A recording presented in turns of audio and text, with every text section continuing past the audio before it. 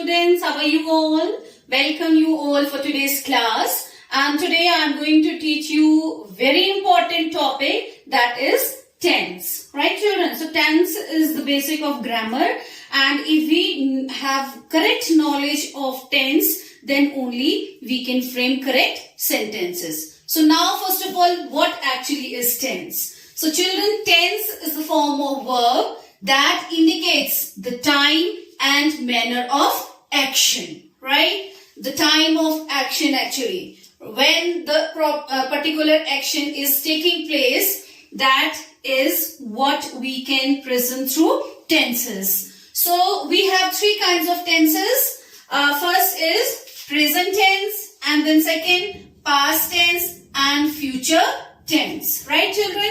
Present tense talks about present time. Past tense talks about the time that has gone, and future time talks about the future time. Now, first of all, today we are going to discuss only present tense, right children? So now, as far as present tense is concerned, further we have 4 kinds of tenses, right? Simple present tense, present continuous tense, present perfect tense, and present perfect continuous tense. Now, first of all, simple present tense. Now, when we talk about simple present tense, right?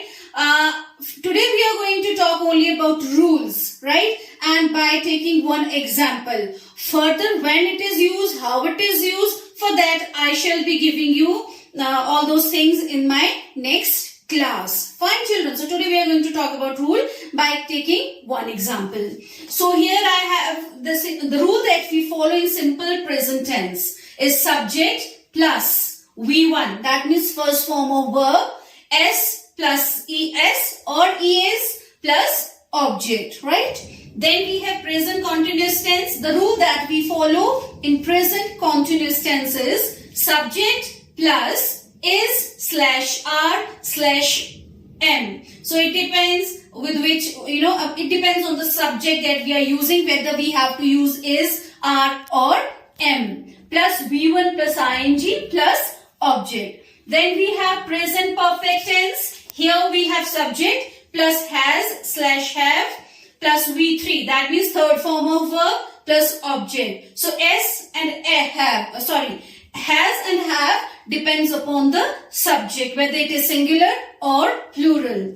Lastly, we have present perfect continuous tense. So here we have subject plus has/have plus been plus V1 plus ing plus object. And sometimes whenever required, we also use here since and for. Right children? Now I shall be taking up example to explain this to you. I will take up just one example for the clarity of the concept. So I am taking here for simple present tense, she goes to market. I hope you all are listening. We have used ES here because subject is singular. Very important. Children, they mostly make mistake over here. So whenever we have singular subject, we use S or ES according to this rule. But when we have plural subject, then we do not make use of S or ES. So that's why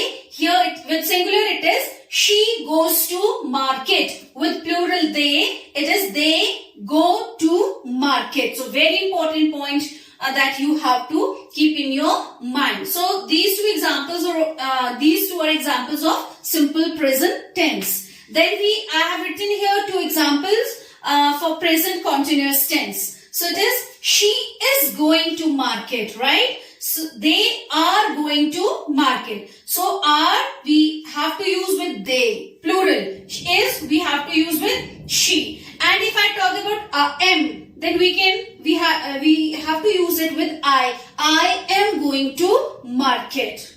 Clear children?